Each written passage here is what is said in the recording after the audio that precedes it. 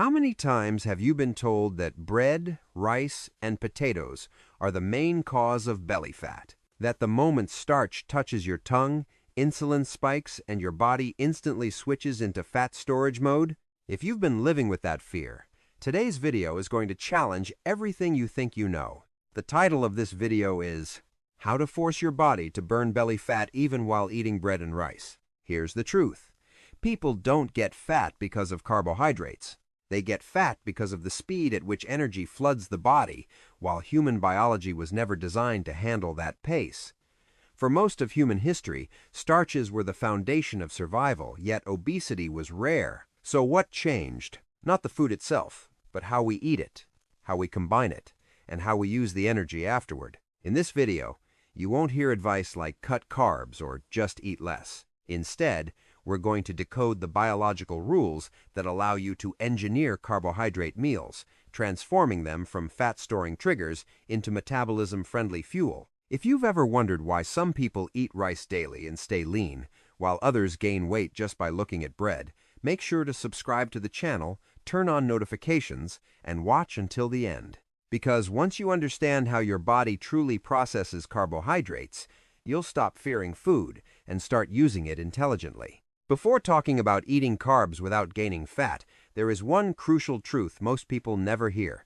The same potato, the same bowl of rice, can be processed by the body in two completely different ways. One pathway leads to rapid blood sugar spikes, high insulin, and belly fat storage. The other supports gut health, stabilizes metabolism, and barely triggers fat storage at all. The difference is not calories, it is the molecular structure of starch at the moment you eat it. This is where the temperature hack, retrogradation, comes in.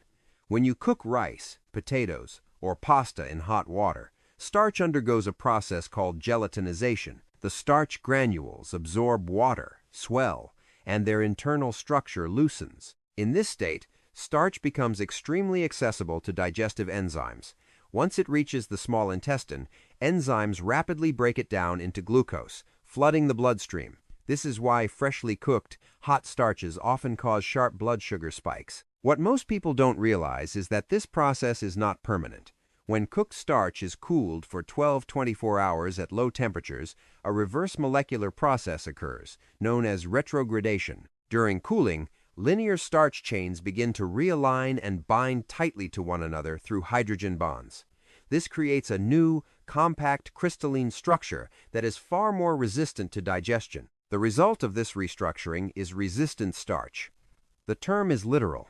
It resists digestion in the small intestine. Instead of being rapidly converted into glucose, resistant starch passes through to the colon largely intact. This shift produces two powerful metabolic effects. The first effect is flattened blood sugar response. Because resistant starch is not quickly broken down, glucose enters the bloodstream slowly and steadily. Insulin remains lower, and the body has time to use the incoming energy rather than divert it to the liver for fat production. This alone can dramatically change how the body responds to a carb-containing meal. The second effect is deeper and longer lasting. Resistant starch becomes fuel for beneficial gut bacteria. In the colon, these bacteria ferment the starch and produce short-chain fatty acids, especially butyrate. Butyrate supports gut lining integrity, reduces inflammation, and sends satiety signals to the brain through the gut-brain axis. A properly cooled starch behaves less like a fat-storing carb and more like functional fiber. One of the most practical aspects of this method is that resistant starch survives reheating. Once the crystalline structure forms during cooling, it does not fully revert when the food is warmed again for eating. This means you do not have to eat cold rice or potatoes. You can cook them in advance, cool them overnight, and reheat them the next day while retaining the metabolic benefits. From this perspective, the temperature hack is not a dieting trick. It is a direct modification of food at the molecular level before it even enters the body. Instead of forcing your metabolism to cope with a rapid energy surge, you slow the input at the source. When speed is controlled, biology naturally favors energy use over storage. This forms the foundation of eating carbs without gaining fat. Not restriction, but respect for the body's processing limits. Change the temperature, and you change the structure. Change the structure, and you change the hormonal response. And when that happens, belly fat is no longer the inevitable outcome of eating rice or potatoes.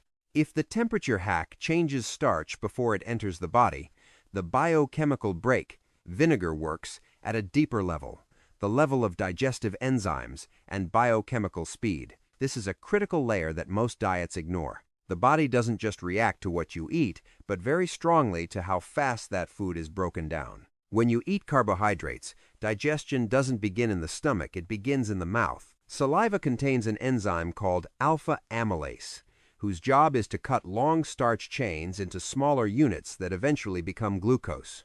This enzyme functions like an extremely efficient biological pair of scissors. Under ideal conditions, it can turn bread or rice into sugar very quickly. The problem is not that alpha amylase exists, it's essential for survival, but that it works too fast in the modern environment. When starch is broken down rapidly, glucose floods the bloodstream faster than the body can use it. The pancreas responds by releasing a large surge of insulin. When insulin spikes, the liver is forced to convert excess glucose into visceral fat. This is where vinegar becomes a surprisingly powerful metabolic tool. Vinegar's active compound is acetic acid. Its role is not to burn fat directly, but to slow the activity of alpha amylase. This enzyme is highly sensitive to pH. When the environment becomes slightly more acidic, enzyme efficiency drops. By consuming 1 tablespoon of vinegar, apple cider vinegar, white vinegar, or balsamic diluted in water 5–10 minutes before a carb-heavy meal, you create a biochemical buffer. Alpha amylase no longer operates at full speed. Carbohydrates remain in the stomach longer. Digestion slows, and glucose enters the bloodstream as a steady trickle rather than a surge. This has major implications for belly fat. Slower glucose entry means insulin stays lower, and when insulin remains moderate, the body does not receive an emergency storage signal. But vinegar offers an additional benefit beyond digestion speed. Acetic acid also enhances glucose uptake by skeletal muscle. Research suggests that vinegar helps direct glucose toward muscle tissue, where it can be used for energy or stored as glycogen. Instead of being shuttled primarily to the liver, where it is more likely to become visceral fat, glucose is preferentially used by muscles. Biologically, this is energy traffic control. You are not blocking glucose from entering the body. You are guiding where it goes. The same bowl of rice, consumed with vinegar, is more likely to fuel muscle activity than to contribute to fat storage. Dosage and timing matter. Vinegar does not need to be consumed in large amounts, nor all day long.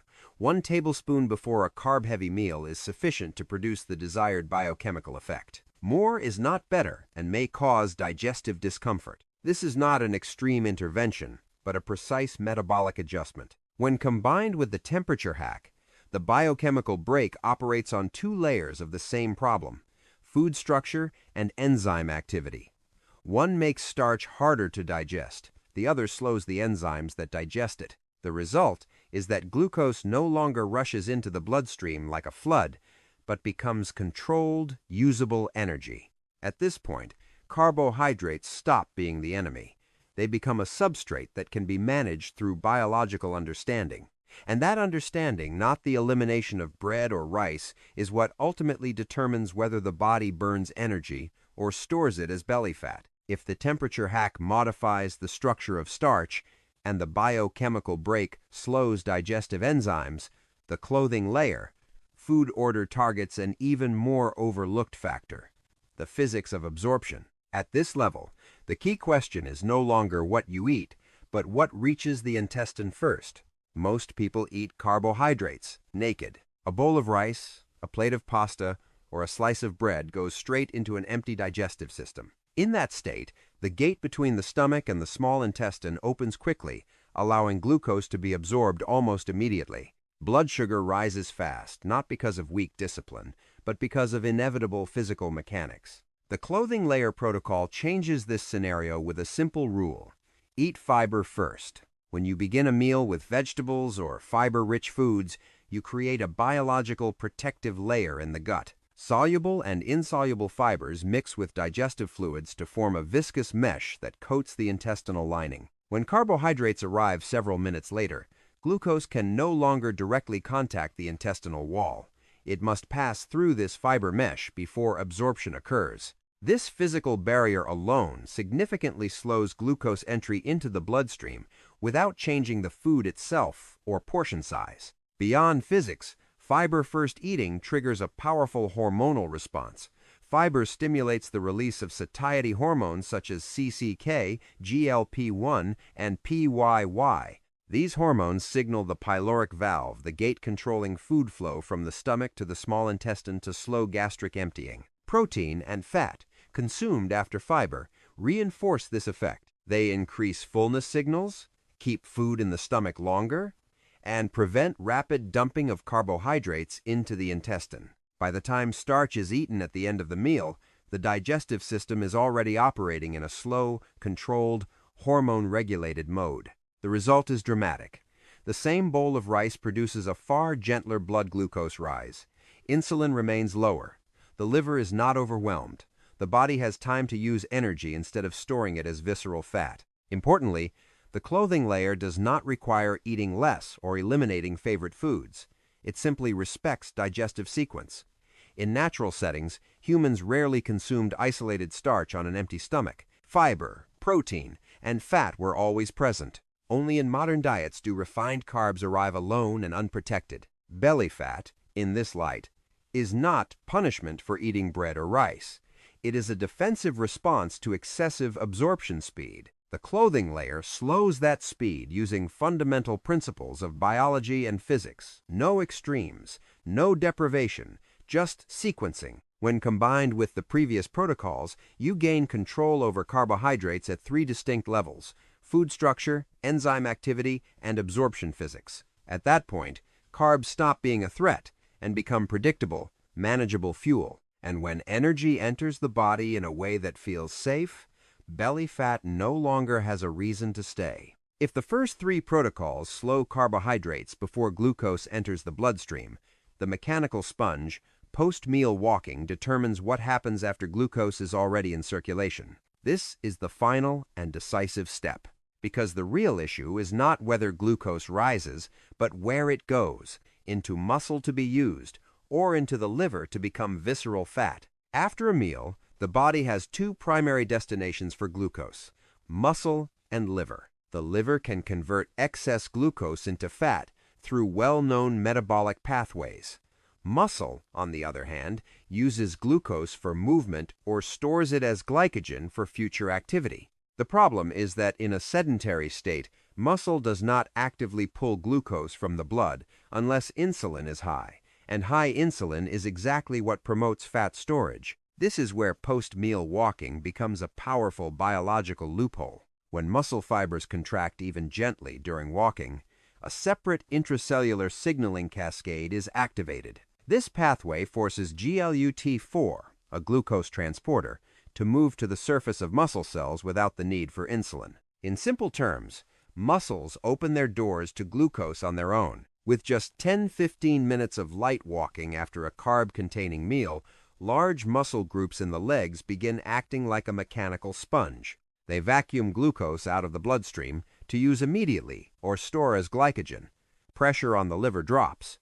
Insulin demand decreases. And when insulin stays low, visceral fat production is no longer prioritized. This walking is not exercise in the traditional sense. No intensity, no sweating, no elevated heart rate is required. In fact, overly intense movement after eating can increase stress hormones and backfire. The mechanical sponge works through gentle, continuous movement. The goal is not calorie burning, but energy redirection. Think of glucose as traffic leaving a stadium after a game. If there is only one road, congestion is inevitable and the liver becomes the bottleneck. Walking opens a wide alternative route straight into muscle tissue. With more exits available, traffic flows smoothly. Insulin doesn't need to intervene. Fat storage doesn't occur. Post-meal walking also benefits the nervous system. Light movement enhances parasympathetic activity, shifting the body from a threat response mode into an energy usage mode. This hormonal environment supports digestion and metabolism rather than storage. Most importantly, the mechanical sponge integrates seamlessly with the previous protocols. When starch structure is modified, enzyme speed is reduced, and absorption is controlled through food order. The glucose load entering the blood is already gentler. Walking ensures that whatever glucose remains is sent to the right place. At this stage, carbohydrates are no longer something to fear. They become fully guided, fuel-engineered from cooking to eating to digestion to movement. Historically, humans rarely remained motionless after meals. Only modern lifestyles introduced the habit of sitting still after eating refined starch. That stillness disrupted glucose's natural path. The mechanical sponge doesn't require discipline or restriction. It requires movement. And that small act completes the entire system, allowing carbohydrates to nourish the body instead of feeding belly fat. At this point, the most important step is not memorizing more tricks, but seeing the full biological picture behind carbohydrates. Because when viewed individually, each protocol may look like a small hack, but when seen together, it becomes clear. This is not a collection of tricks. It is a closed, end-to-end metabolic system. The core message is simple. Carbohydrates are not forbidden. They must be guided. The human body is not designed to handle energy that arrives too fast, too naked, and in a sedentary state. When carbs enter the modern body hot, refined, isolated, and followed by inactivity, biology responds with high insulin and fat storage. Change the context, and the response changes.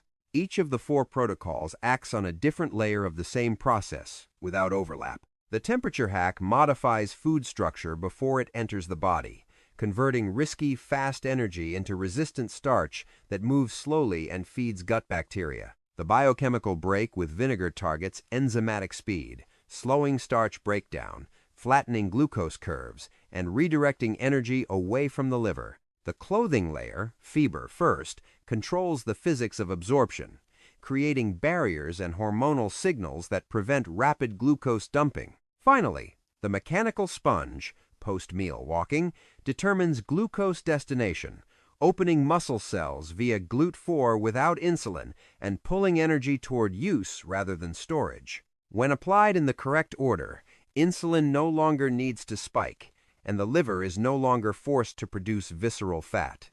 Energy becomes safe, predictable, and usable. This is the difference between restriction and engineering. Diets try to remove carbs to avoid damage. This system removes the cause of the damage itself, and, when the cause disappears, carbs naturally return to their original role, fuel, not fat. This is the moment many people experience a difficult realization. The harder they cut carbohydrates, the more stubborn their belly fat becomes. It sounds paradoxical, but biologically, it makes perfect sense. Because the body doesn't store fat because you eat rice. It stores fat because it perceives threat. With prolonged low-carb dieting, the body adapts to a state of limited rapid energy. Initial weight loss often comes from water and glycogen depletion, but over time, the stress axis takes over. Cortisol, the survival hormone, rises to ensure the brain always has fuel. This is not a willpower failure. It is protective biology. Chronically elevated cortisol is costly. It exhausts the liver, forces glucose production from muscle tissue, and reduces insulin sensitivity. Most importantly, cortisol tells the body the environment is unsafe. In an unsafe environment, retaining visceral fat becomes a rational survival strategy. This explains the skinny fat pattern seen in long-term low-carb dieters: normal weight, soft belly, low energy, poor sleep, and erratic cravings. The problem is not discipline. Cutting carbs does not fix absorption, speed, or hormonal context. It removes fuel while leaving stress untouched. If carbs were the sole cause of belly fat, entire cultures built on rice and potatoes would be obese. The difference is not the carb, it's the biological context. Cutting carbs doesn't teach the body how to handle energy. It pushes the body into constant alert mode. The key realization is this: belly fat is a response, not an enemy. It responds to excessive speed or chronic stress. The 4-protocol system works because it restores safety, slowing energy flow, reducing cortisol demand, and allowing insulin to function normally. When stress drops, fat release follows, not by force, but by design. In the end, the most important takeaway isn't a single hack or protocol, but a new way of understanding belly fat and food. Your body is not betraying you. It's responding exactly as biology designed it to. When energy arrives too fast, when stress stays high, when hormones fall out of rhythm, visceral fat becomes protection, not failure. The 4-protocol system doesn't force fat loss. It creates a safe metabolic environment where fat release happens voluntarily. By slowing energy flow, redirecting glucose to muscle, easing the burden on the liver, and lowering cortisol, fat loss stops being a battle and becomes a natural outcome. If this article helped you replace guilt with clarity, consider subscribing and staying with us for future videos. We'll keep breaking down biology in a simple, logical, and body-respecting way so you can stop fearing food and stop exhausting yourself trying to fight your own physiology.